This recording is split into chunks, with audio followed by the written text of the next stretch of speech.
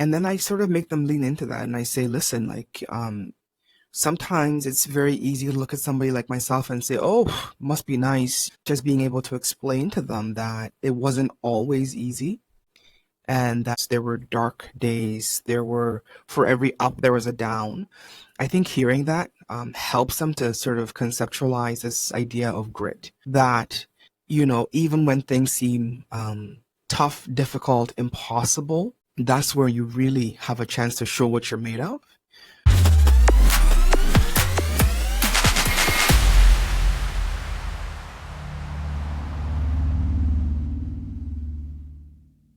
Welcome back, folks, to the Coachful Coaching Leadership Podcast. Today, I am here with Bimpe Ayeni. I said that right? That's perfect. Are you proud of me? Very. Okay, I'm proud of me.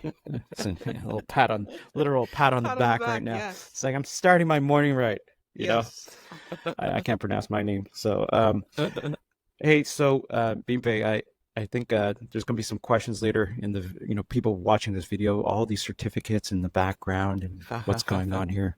So could you give a brief introduction to everyone, who you are and why are we here? Sounds great. Thanks for having me, David. So as you said, I am Bimpe Ayeni, and I am a few different things. I am a board certified plastic surgeon by day. I am a proud wife and mom of twins, Blair and Jackson, who are 5. They're a boy and girl set of twins. I am one of 5 children of my parents who are retirees who live close to us here in the Greater Toronto area.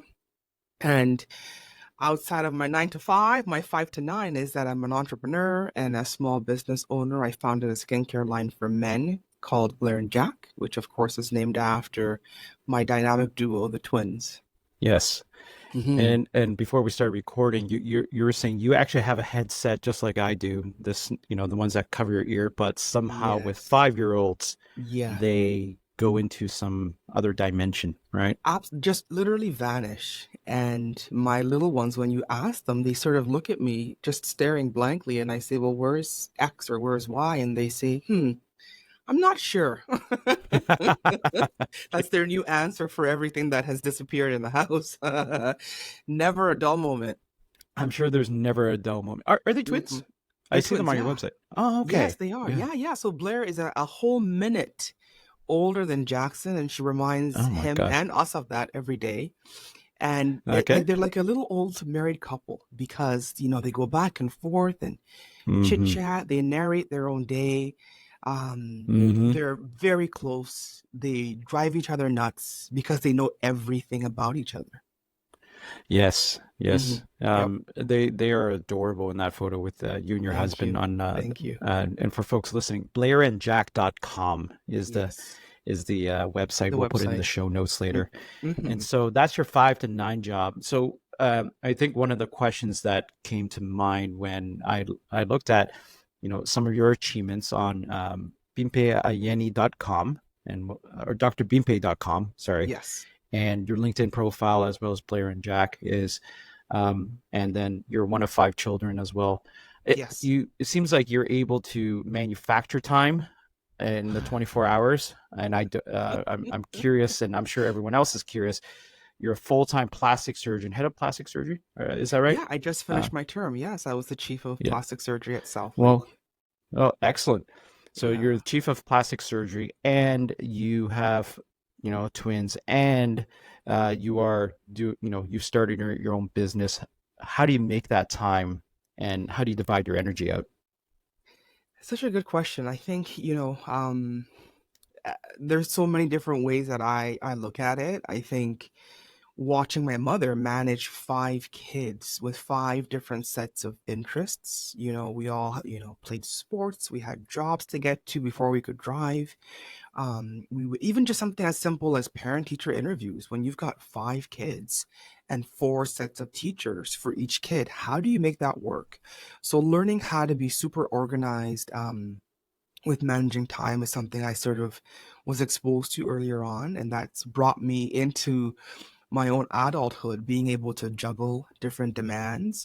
Yeah. At the end of the day, though, I think for me, it's really been helpful to be able to set priorities because there will always be way too many things to get done. But most days where I feel overwhelmed, and some days I do feel overwhelmed, I sit and I say, okay, listen, what are the absolute must get done things today that are just not negotiable? What are the things that are nice to get done that would be amazing to cross off the list? Hmm. And what can I push till tomorrow or next week? Yeah. And so, in that sense, it's not so overwhelming to say, oh, I only got 2 out of 10 things done today. Hmm. Instead, I say I got those two really crucial things done. So that's 100%. I'm doing Yeah. really well today. That helps. I am blessed with an amazing support system. My husband is wonderful and he gets it. Like he knows that this job, being a surgeon, yes, I joke and I say it's my 9 to 5, but you carry a lot of the work home with you. Yeah. There's work after hours, there's on-call work.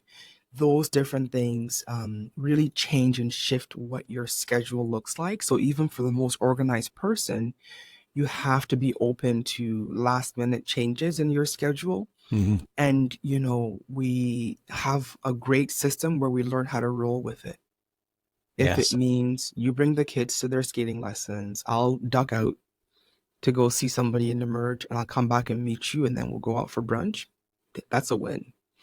So I think, there's a lot of creativity that goes Hmm. into managing time. Um, and then also just, being realistic and, laughing when you have these amazing plans of how the day's going to go, and then the day's flipped on its head and it didn't go according to plan. You just realize that, yeah, well, that was this day. And the beauty of it is you get a redo tomorrow. So Hmm. I try to kind of not carry things from day to day as, oh gosh, I didn't get these. These are my weaknesses or failures. Yeah. So embracing failure is part of life and being able to be, gentle and kind with yourself and your inner circle. I think those are the important things that have helped me manage. Yeah. Yeah, it's quite a bit, and I wonder too, in especially your job working Hmm. on the front lines with patients, Hmm. and just friends I have in frontline jobs, like whether friends who are cops, firefighters, Yes. in the medical profession of some sort, especially over the last few years. How do you set aside time? There's the physical things you do and you want to prioritize.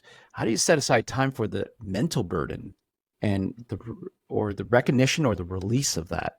You understand what I'm saying here? Hmm.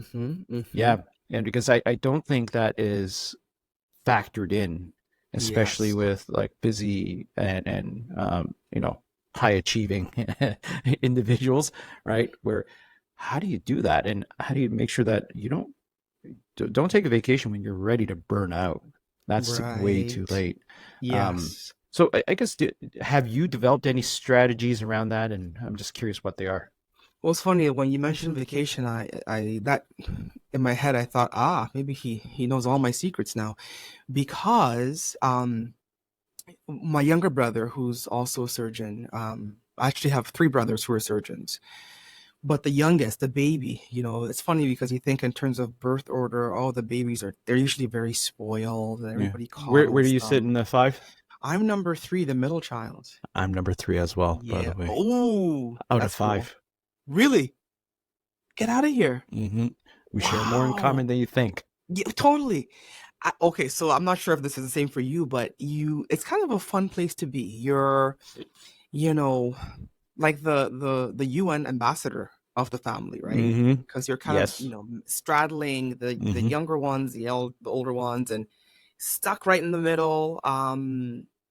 Unique, and you kind of forge your own identity because you're not this, you're not that, you're not this, you're not that. Hmm. Right? Hmm. But the baby, Bookie's his name. He works at Humber as a plastic surgeon. I was on vacation once, and we were chatting, and he was like, "Oh, hope you had a great time." And I said, "Oh, it was so nice to get away and to break the monotony of just sort of, commuting to work and feeling overworked and so stressed." And he says, "Oh, you do realize that." you're supposed to book your next vacation as you're currently ending your vacation. Yeah. And I thought, oh, there he goes again, another pearl, and so that helps because you don't want to sort of be pushed to help yourself or to get away once you're burnt out. It's too late. Yeah. Yeah. So being able to recognize that, like, you need breaks, Yeah. you need to get away, you need to reset. Yeah. It's Um, resetting. yeah. And one of the things I've heard recently about vacations, it's reframing it too. Is don't think about it as a way of getting away from life Yes. or away Yes. from day Yep. to day. Yep. It needs to be embraced, and whatever you do there is Mm-hmm. I'm actually jumping more into life and what it actually Oh, means. I'm not okay. trying to I like escape. that. I'm actually Yes. trying to involve myself and Yes. embed myself even more into life, Be because more our present. jobs, Yep. yeah, our jobs is only one aspect of our life, even though So it true. takes up most of the day. Is only Yes. one very small sliver of who we are. Because when So you that's. and I leave this earth, be big, Mm-hmm. Mm-hmm. I doubt they'll recognize great surgeon and everything, but I I hope, for myself, people recognize me for more of who I was as a dad and as a Yes. friend, more than Mm-hmm. who I was as a person in my job. So crucial. So crucial. And I remember when before I worked a lot, super focused and driven in a career because as a surgeon, you really want to get your hands in there those first few years. You Yeah, want to and you learn need how to to. do, yeah, You have to. operate as much as possible to really hone your skill set and decide upon like what it is, which areas you want to really focus on clinically. So I did that. And then these two perfect little humans came in to remember thinking, when I get home, it doesn't matter if I finished my case early or late. It doesn't matter how beautiful in that door. No one cares. They don't care. Yeah. It doesn't matter. And I think, it was, you spend all this time becoming Dr. Ayeni only for it to matter in one setting and not matter at all in others. Yeah. And that can be a little destabilizing for certain people, but for me, it was amazing. I loved just being able to shift, pivot, whatever, however you want to define it, but just to have this new role, one that I was woefully underprepared for, and to go back to learning because nothing will humble you more quickly than becoming a parent, where you think, Yeah. you have a routine, the world, how things go, and then you have a baby that's screaming at you and there's no manual and you're Yeah. like, wow, how did they send me home with these humans to raise? And then you figure it out. So I do want to ask you a question. Hmm. And I was saying, like, I wonder, when you think about your achievements through your life, and let me give context to people listening. What I'm reading on your website, drbimpe.com. Completed your undergraduate at Yale University, master's in public health at Columbia.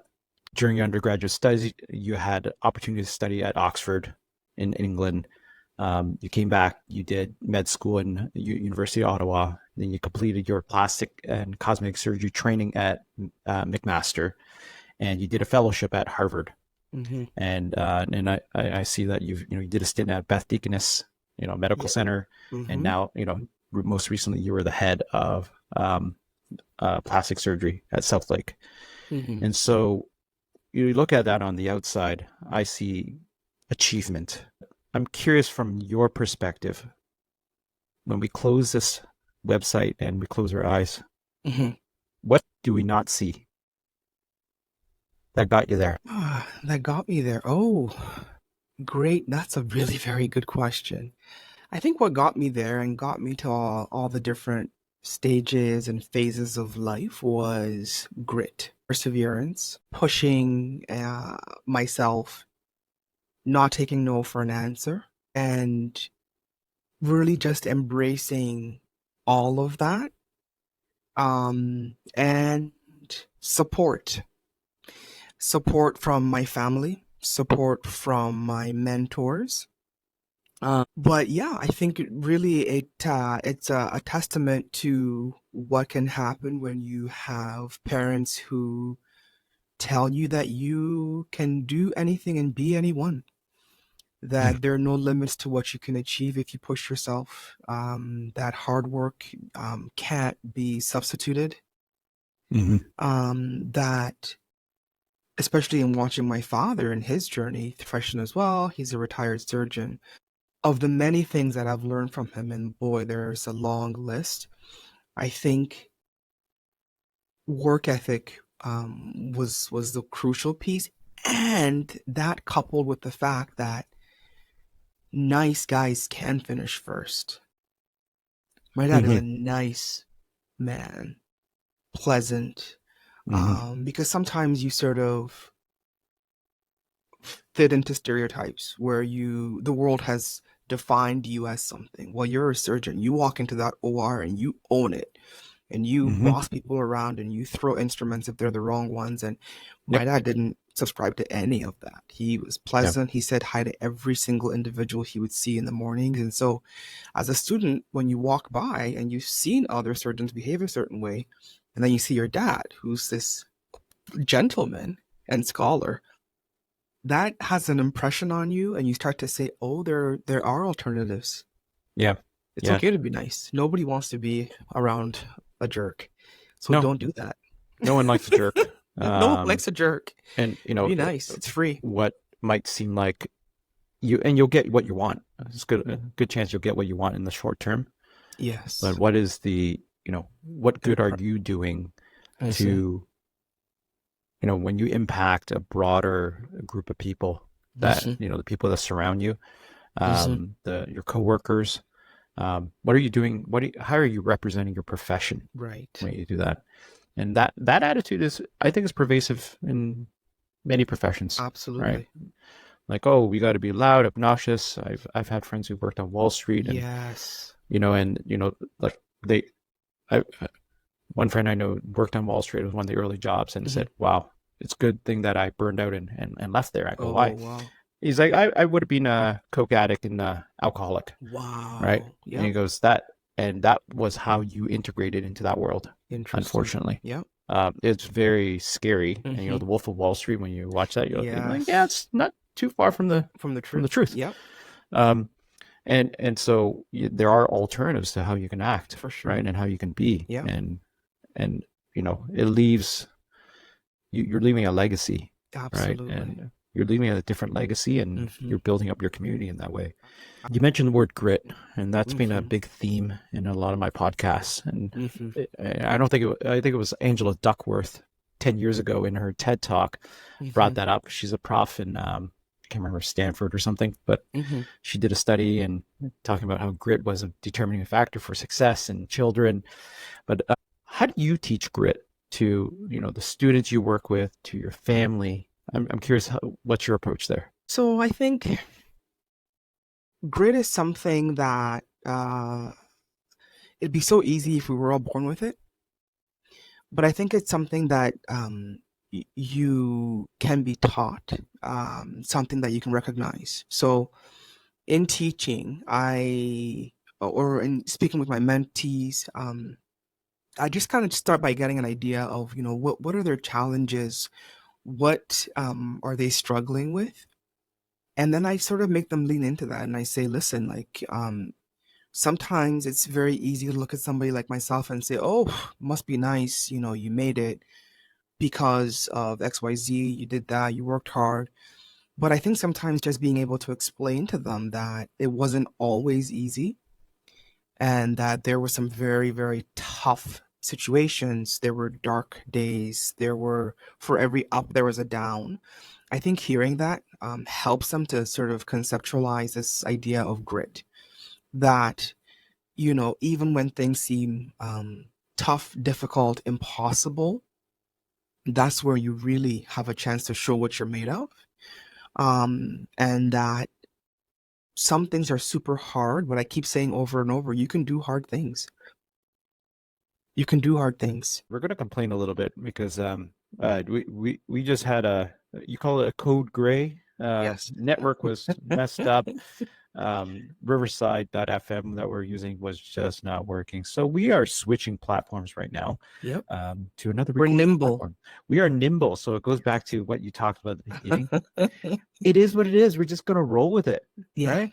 it is what it is. I Yeah. remember this is so funny because you asked me earlier. I remember when I was thinking of going to school in the US. So I grew up in Kapuskasing, Ontario, which is a tiny Yeah. town Yeah. 10 hours north of here. And so I wrote my SATs, and then the school required SAT twos. And I thought, oh gosh, we don't have anywhere that would offer that around here. So I got on a bus. I used all my money that I earned from being a Tim Hortons employee, Of bought a course. ticket. Yep, got onto a bus. My sister was living in the big city of Toronto at that time, so I Mm, stayed with her. So I got to the exam center, and they didn't have me on the list of students taking the exam. wonderful. Right. So I'm thinking, and my sister is like, oh no, this is awful. What are we gonna do? And I remember thinking, well, I mean, I've didn't come this far to just come this far. We're gonna have to figure out how we're gonna make this happen. Yeah. And so I just sort of stood there staring at the proctor saying, like, I just came from 10 hours away. It took me 15 hours to get here. And yeah, we're gonna have to figure out a solution. And so in the end, the proctor gave up her seat. And so I sat there facing all the other students. Hmm. And she got another chair. And I was Yeah. looking at hundreds of other SAT test takers.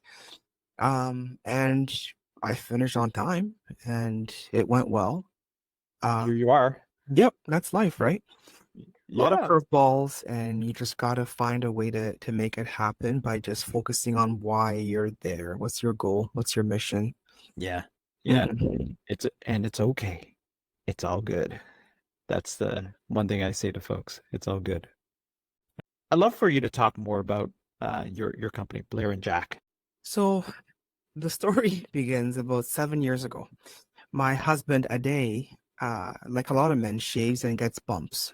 And he tried a few things by himself. And then he thought, listen, I'm married to a plastic surgeon. She's got to know something. There's got to be a secret sauce somewhere that I haven't tried. So when he first asked me for help, I remember thinking like, oh, well, maybe we should just look at other places, i.e., let's go to drugstores together, look online together. And so we did all that Mm, and came up with, really not too many good options. And that got me thinking, like, okay, how many other ades are there out there who just are looking for a very simple solution? We know 3 out of 4 men shave daily, so like shaving bumps should be a thing of the past. mhm. That's how this all started. So what I did was called my friend Miranda Taufik, a pharmacist, and I said, listen, I've got a patient. His name is Ade. And whenever he shaves, he gets these bumps. They're painful, they're itchy. And she says, oh, yeah, Bimpe, you and I work together all the time. I've helped you with difficult scars, burns, all kinds of things that I see in my practice. Mhm. So it was one of those where she would just compound something, put it in the mail, and boom. So I got the product, I gave it to Ade, he tried it, and not once or twice, but many times he'd come back and say, thank you. Finally, I found something that worked. And I remember thinking, Ade isn't really a flowery speaker. He's not one to sort of, just tell you this is great if it weren't Mhm. working. And that's when I realized that maybe we were onto something. And so of course, life got busy, put it on the back burner. Blair and Jack, the real humans, were born. Mhm. And we were in the trenches that first year and a bit. And then all of a sudden I had a bit of free time. And I got back to work on it. The nerd in me loves learning, and this idea of going back to school is one that doesn't faze me. I actually embrace it. I got to learn about labeling requirements, packaging, cosmetic chemistry, FDA and Health Canada regulations. I just loved everything about the process of going from knowing nothing about how you take a product that works, Mm. and then you sort of scale up and make it something that you can provide as a solution for the masses. So it's been really fun. He and I, we talk about something Blair and Jack related every day. He is a finance guy, a numbers guy with an MBA, Awesome. and loves to strategize. And so it's been kind of nice to have this meeting of the minds, so to speak, and to bounce ideas off each other. And Yeah, it's really been kind of a fun journey so far. Last weekend, we had a chance to go to New York City where we had a Blair and Jack little video featured at Times Square. Wow. So yeah, it was one of these like meta experiences because there we are seeing Tiki Barber, our first brand ambassador, on a billboard in Times Square that says Blair and Jack, and we're there with Blair and Jackson, the twins that the brand is named after, and they're sort of like, "Mommy, it's cold. Can we go to the toy Yeah. store?" You have a But photo of that? I You have a do, I do. would you mind sharing that later? Oh, no problem. I will post this up for someone Nice, to see. Yeah, well, nice. congratulations. That's a Thank you, huge achievement, just being in thank you. Times Square, Yes, and having a such a big brand ambassador for you. I know. That Yeah, is huge. thank you, thank That you, is huge. thank you. And but it goes back to the questions you asked about, grit, because there are many times along the journey where I thought, why am I doing this? Yeah. There are easier things I could be doing right now. Yeah. Whether it was, during the pandemic where we had supply chain issues where we started getting our first few orders, but I had no packaging. And there was nothing I could do about it. Yep. Don't And wrap it in toilet paper oh, because there wasn't enough of exactly. that either. There you go. You were short in every possible way. And you realize that like you're just gonna have to figure it out. Yeah. Find a solution. So for us, that meant, sourcing other packages and then, printing clear labels, wrapping them on. It was painful to get everything lined up, straight, but we did that. And that was the workaround until our packages arrived. And so we laugh now because there were so many of those moments along the way, Mhm. but you just keep pushing. So that's a great story, and we can have another podcast just talking about that. I am very curious. You talk about the theme of learning, and you're not afraid of learning. So Mhm, I am curious now, if you had to take all that you learned mhm, in your lives up to now, mhm. and you had to transport yourself back to the younger Bimpe, Mhm. what would you share with her? Wisdom, red flags, whatever it might be. You know, the younger Benpei was always a bit of a dreamer. And she was fortunate to have people that supported all of those different dreams. I think I would tell her to dream even bigger. Um, you have to be a dreamer to be a student at Diamond Jubilee Public School and then Kapuskasing District High School and say, yeah, I think I want to go to Yale. I'm going to do it when nobody's done it before.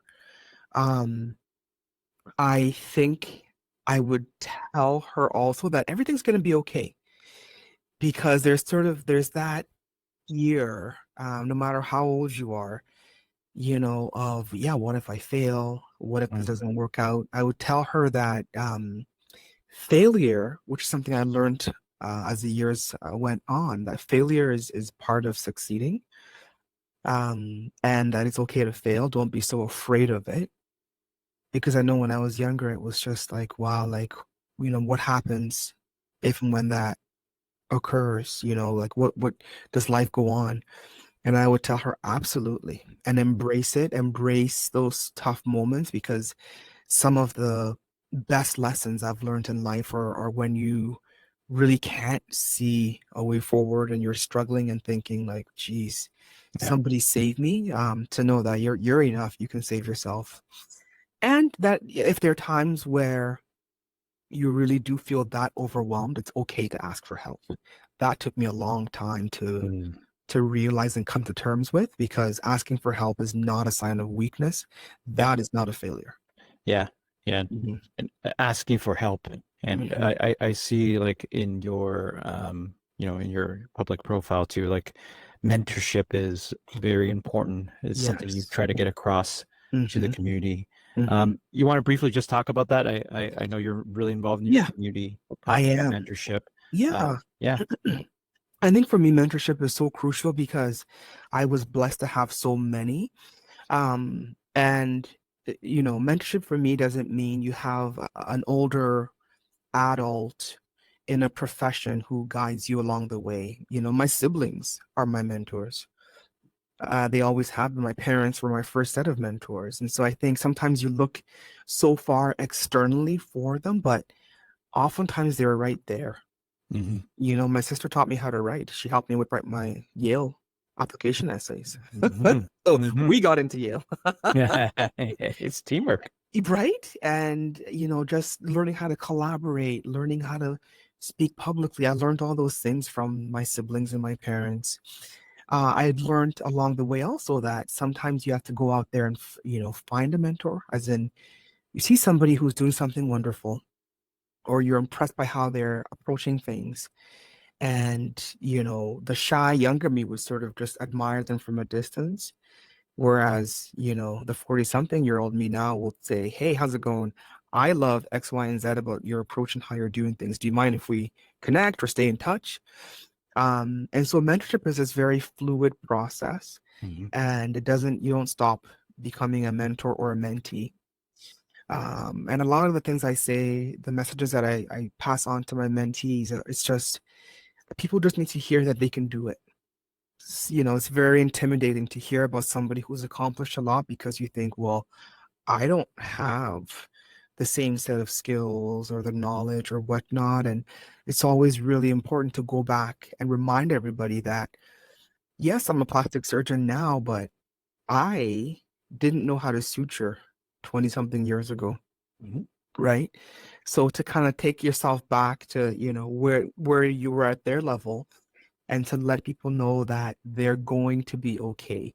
Just being able to reassure my mentees, I think, is often one of the best parts of our interactions because there's just so much angst and fear and uncertainty, and just being supportive and just saying, "Oh, yes, yes, yes, I was there too." Yeah.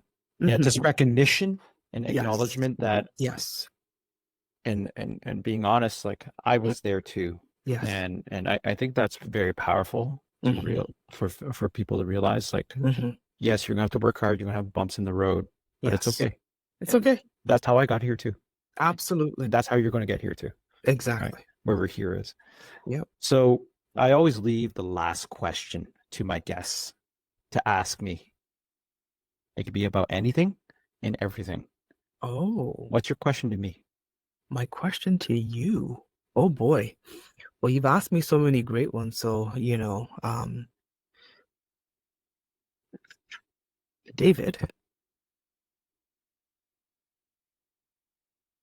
what motivates you?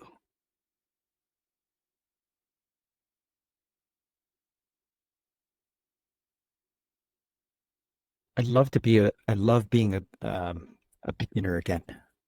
Mm, And you know how you talk about um, you're not afraid to learn something hmm. new. Hmm. I'm not afraid to learn something new.